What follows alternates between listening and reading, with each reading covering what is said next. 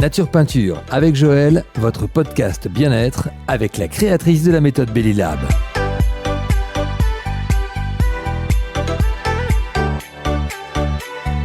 Bonjour à tous, Nature Peinture par Joël, je suis ravie de vous retrouver. Dans le dernier épisode, je vous parlais des habitudes, bonnes ou mauvaises habitudes, du pouvoir de l'habitude, du petit changement minime soit-il, plus de la constance, plus de la régularité dans le temps, égale un changement radical dans vos vies, et ça, dans n'importe quel domaine de nos vies. Eh bien, aujourd'hui, je vais vous proposer un petit jeu. Mais d'abord, on va définir qu'est-ce qu'une bonne et une mauvaise habitude. Vous êtes prêtes ? Allez, c'est parti. Il faut savoir que plus le temps passe, plus les habitudes sont ancrées en nous et imposantes. Je m'explique. Nos habitudes datent de nos enfants. Nos habitudes datent de notre enfance. Il faut savoir que quand on naît, de nos parents, notre maman en l'occurrence, on est complètement neutre. C'est au fur et à mesure, par les référents, papa, maman, grand-père, grand-mère, ça peut être même des intervenants à la crèche, à l'école. Au fur et à mesure, tous les gens qui vont nous entourer, ils vont déposer en nous des signes qui vont devenir des habitudes. Par exemple, si vous êtes d'une famille, je dis au hasard, dans une région bien précise de la France, par exemple, on sait que les habitudes alimentaires sont pas les mêmes dans le sud de la France que dans le nord. Ça ne nous étonne pas. En Suisse, c'est pareil. On n'a pas les mêmes habitudes alimentaires en Suisse que en Italie, de pays à pays. Parce que, en fait, tout cela est ancré dès notre plus petite enfance. Mais ce qui est fou, c'est que ça va s'imposer à nous, s'ancrer même en nous, sans que l'on s'en aperçoive. Et c'est ça le danger. Parce qu'au fur et à mesure des années, on a du mal à en se défaire puisque ça fait presque partie de nos cellules, de notre ADN. N'oublions pas que pour Aristote, nous sommes ce que nous faisons de manière répétée. Par exemple, moi, j'aime bien partager mon expérience, comme ça peut-être ça vous parle un petit peu. Pendant 25 ans, je pense que je me suis réveillée tous les jours de mauvaise humeur. Vous vous rendez compte ? Tous les jours, j'étais de mauvaise humeur. Et en fait, j'ai compris que c'était dû à mon enfance, pour des raisons personnelles, intimes, mais que j'avais créé cette habitude en moi. C'est-à-dire que même s'il m'arrivait un événement positif, c'était tellement ancré que je me réveillais pas bien, de mauvaise humeur. Dieu merci, cela a changé à partir du moment où j'en ai pris conscience, que j'ai changé mes mauvaises habitudes par des bonnes habitudes, on va en parler tout à l'heure, et que je les ai mises en place dans le temps, avec discipline, rigueur, constance, et que ça a transformé la manière dont je me réveille aujourd'hui.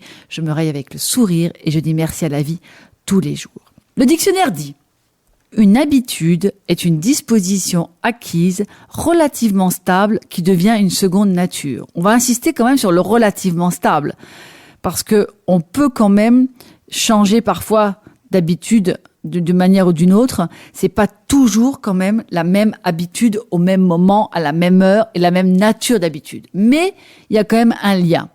On est ce qu'on appelle en pilotage automatique. On s'en rend même plus compte.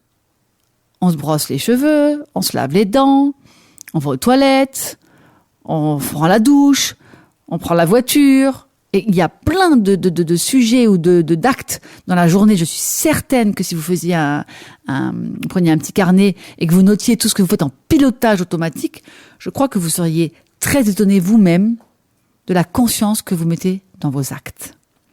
95% de ce que nous ressentons est marqué par nos habitudes et nos réflexes. Moi, ça me laisse, waouh, vraiment, ça me laisse réfléchir. Je me dis, mais à quel moment je vais pouvoir quand même reprendre le contrôle de mes bonnes habitudes ? Est-ce que c'est vraiment bien ce que je fais au final dans ma vie de tous les jours ? Est-ce que ça m'apporte vraiment la sérénité ? Moi, la question a été non pendant 20 ans. Elle l'est plus maintenant parce que j'ai fait ce chemin et pourquoi je suis aujourd'hui avec vous pour vous parler du pouvoir des bonnes et des mauvaises habitudes. Vivre en pilotage automatique, c'est préparer son déjeuner, amener les enfants à l'école, boucler sa ceinture, on l'a dit. C'est vraiment des petits gestes au quotidien que vous saviez même pas que vous faisiez sans réfléchir. Et on le fait vraiment de manière complètement anodine et on n'y met surtout pas d'énergie puisqu'on n'en a pas conscience. Alors que on va garder de l'énergie consciente pour modifier maintenant les mauvaises habitudes en bonnes habitudes. Qu'est-ce qu'une habitude positive? C'est top. Une bonne habitude au quotidien va déterminer ta vie, ton succès, ta réussite. Une mauvaise habitude, on va la définir. C'est plus facile à définir qu'une bonne habitude.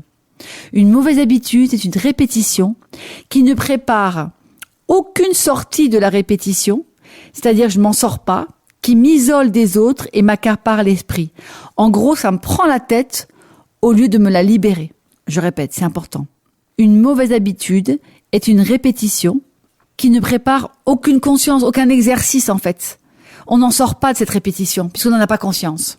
Mais au lieu de m'apporter du bien, elle va m'isoler des autres, la plupart du temps. On va y venir après. Elle va m'accaparer mon esprit, me prendre la tête, mais je m'en rends pas compte. Donc c'est le pire. Alors qu'une bonne habitude, ça va être une habitude saine, qui vont être des habitudes qui vont favoriser ma santé et mon bien-être dans ma vie de tous les jours.